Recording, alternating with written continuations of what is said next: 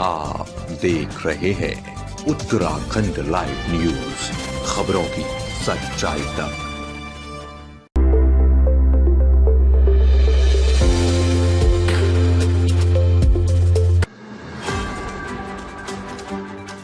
उत्तराखंड वक्फ board के अध्यक्ष शादाब शम्स ने वक्फ बोर्ड की संपत्तियों में घोटाले का आरोप लगाया है। उन्होंने सरकार से बोर्ड की सभी संपत्तियों की एसआईटी या सीबीआई से जांच करने की मांग उठाई। शम्स ने कहा कि बोर्ड में जगह जगह भ्रष्टाचार व्याप्त है, जिसके लिए पूर्ववर्ती कांग्रेस सरकार दोषी है। इसलिए शुरू से लेकर अब तक सभी के कार्यकाल की जाँच होनी चाहिए। उन्होंने कहा कि उत्तराखंड में कई ऐसी वक्फ बोर्ड की संपत्तियां हैं जिन पर लोग कब्जा जमाए बैठे हैं, सालों से उन संपत्तियों पर व्यवसाय कर रहे हैं। शम्स ने कहा कि यह सिर्फ उत्तराखंड में नहीं है, बल्कि देश के सभी राज्यों में जहां भी वक्फ बोर्ड गठित है, वहां बड़े स्तर के घोटाले हुए हैं। और यदि इन पूरे मामलों की ठीक से जांच कर दी जाए तो यह सबसे बड़ा घोटाला निकलकर सामने आएगा। इतना ही नहीं, शम्स ने बोर्ड में कार्यरत कर्मचारियों की संपत्ति की भी जाँच की मांग उठाई। दरअसल शादाब शम्स ने यह बात इसलिए कही है क्योंकि वक्फ अधिनियम में संशोधन को लेकर देश भर में विरोध हो रहा है, जिसके सवाल पर शम्स ने ये बात कही है। उन्होंने संशोधन विधेयक लाने के लिए केंद्र सरकार के इस निर्णय का स्वागत भी किया। उन्होंने कहा कि मुस्लिम समुदाय के लोगों को इसका विरोध नहीं करना चाहिए। हकीकत में जिस उद्देश्य को लेकर वक्फ बोर्ड का गठन किया गया था, वह आज तक पूरा ही नहीं हो पाया। उन्होंने कहा कि तमाम जगह वक्फ संपत्तियों को लेकर विवाद है। संपत्ति खुर्द-बुर्द करने, मकान कब्जाने जैसे प्रकरण सामने आ चुके हैं और इसमें उत्तराखंड भी अछूता नहीं है। वक्फ बोर्ड में संशोधन विधेयक पेश होने जा रहा है, जिसके लिए मैं देश के यशस्वी प्रधानमंत्री माननीय मोदी जी को, अल्पसंख्यक कल्याण मंत्री किरण रिजिजू जी को और पूर्व जो हमारी केंद्रीय मंत्री रही हैं स्मृति ईरानी जी, क्योंकि उन्होंने लगातार इसके ऊपर चर्चा की, हम लोगों को भी कई बार दिल्ली बुलाया और इसके ऊपर उन्होंने सबकी राय जानी। उनको भी मैं बधाई देता हूँ कि एक ईमानदार कोशिश, कई बार ज़्यादा ताकत देना भी नुकसानदायक होता है। वक्फ एक्ट को ज़्यादा ताकत देने के कई खामियाजा जो हुआ, वो कई सारे विषय हमारे सामने भी आए। देहरादून में भी एक ऐसा विषय है जो हमारे सामने आया था, जिसमें ज़्यादा पावर देने से भी जो आम व्यक्ति हैं उनको नुकसान होता है। और मुझे लगता है कि जो लोग आज, अभी तक अमेंडमेंट बिल आया नहीं है, विधेयक आया नहीं है, लेकिन ओवैसी साहब और मुस्लिम पर्सनल लॉ बोर्ड अभी से विरोध के लिए खड़ा हो गया है। वो बड़े बड़े विरोध करना शुरू कर दिया है उन्होंने। अब सवाल उठता है कि ये जो ठेकेदार अपने आप को समझ रहे हैं, ये विरोध क्यों कर रहे हैं?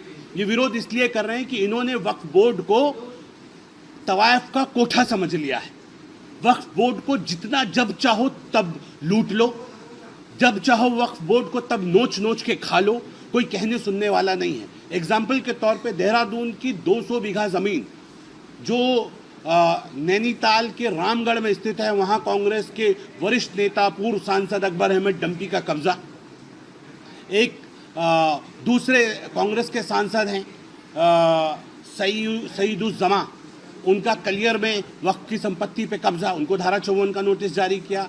डंपी साहब को 1 दर्जन से ज़्यादा धाराओं में, जिसमें 420 की धारा भी शामिल है, हमने उनके ऊपर वो धाराएं लगाई। मुस्लिम धर्मगुरु जो अपने आप को सबसे बड़ा चौकीदार समझते हैं वक्फ का, जो सबसे बड़ा आपा पीट रहे हैं इस वक्त, ऐसे कलियर शरीफ में सज्जादे, जो कलियर की हज़ारों सैकड़ों बीघा ज़मीन, जो हज़ारों करोड़ रुपए की संपत्ति है, उसको वक्फ बोर्ड के साथ मिली भगत करके उन्होंने अपने नाम दर्ज करा दिया। वक्फ बोर्ड तो केस हारने के पैसे लेता है, जानबूझ के अपने मुकदमे को स्वयं हारता है, पैसे की सेटिंग वेटिंग करता है। मैं कह रहा हूँ, मेरा निवेदन है माननीय प्रधानमंत्री जी से, माननीय अल्पसंख्यक कल्याण मंत्री जी से और अपने मुख्यमंत्री जी से कि सीबीआई जाँच होनी चाहिए वक्फ बोर्डों की। इनमें जितना बड़ा घोटाला है हिंदुस्तान का, इससे बड़ा घोटाला कहीं नहीं है। ये कागजों में आपको अमीर दिख रहे हैं, यहाँ इस समुदाय के पास, जिसके पास इतनी बड़ी संपदा होने का दावा किया जा रहा है, इस कम्युनिटी के बच्चों के हाथ में कटोरा है। इस सारे के सारे कुछ चंद परिवार इसे नोच नोच के खा रहे हैं और उन लोगों को लगता है कि उनका कॉपीराइट है, वक्फ को जैसे चाहें इस्तेमाल करें, वक्फ की प्रॉपर्टी को जैसे चाहें लूटें, जैसे चाहे उसका दोहन करें।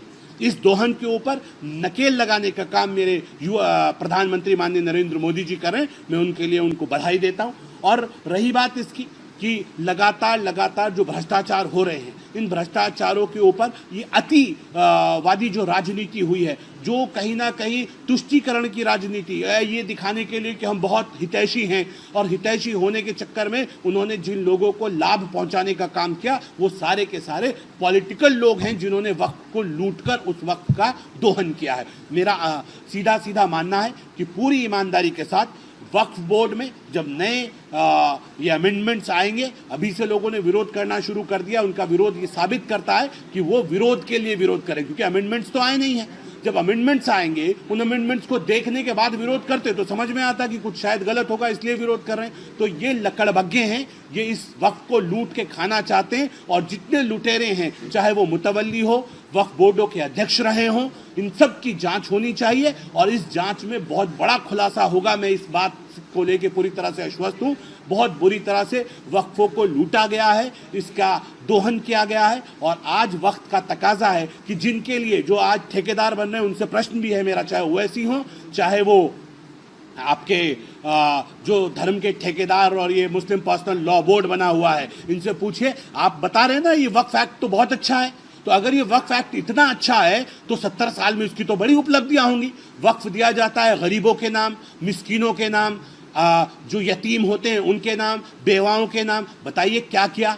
बेवाओं के लिए कोई शेल्टर होम बनाए, यतीम बच्चों के लिए कोई छात्रावास बनाया, बच्चों के लिए अच्छे स्कूल कॉलेजेस बनाए, अच्छे अस्पताल बनाए। भैया इतना अच्छा एक्ट था तो आपको तो बहुत 4 मीनार खड़े होने चाहिए थे इस वक्त के तो, लेकिन वक्त के मुसलमानों को तो इसका कोई लाभ देश के मुसलमान को, आम मुसलमान को नहीं मिला। ये वक्त चंद लोगों की बपौती बन गया है जो इसे लूट खसोट के खा रहे हैं। इसके ऊपर बहुत संजीदगी के साथ काम करने की आवश्यकता है, और इनमें जो बड़े भ्रष्टाचार हुए हैं उन बड़े भ्रष्टाचारों के ऊपर बहुत सख्त कदम उठाने की जरूरत है। मुझे उम्मीद है कि जब ये अमेंडमेंट आएंगे, इस अमेंडमेंट से जो मुस्लिम समाज आज धराशायी हो चुका है और जिसको इसका बिल्कुल लाभ नहीं मिल रहा है, जिन माताओं को, जिन बेवाओं को, जिन बहनों को इस वक्फ बोर्ड का 10 रुपए कभी नहीं मिला जिसके लिए वक्फ बोर्ड बना था, ऐसे वक्फ बोर्ड को बहुत संजीदगी के साथ इस पर काम करने की आवश्यकता है।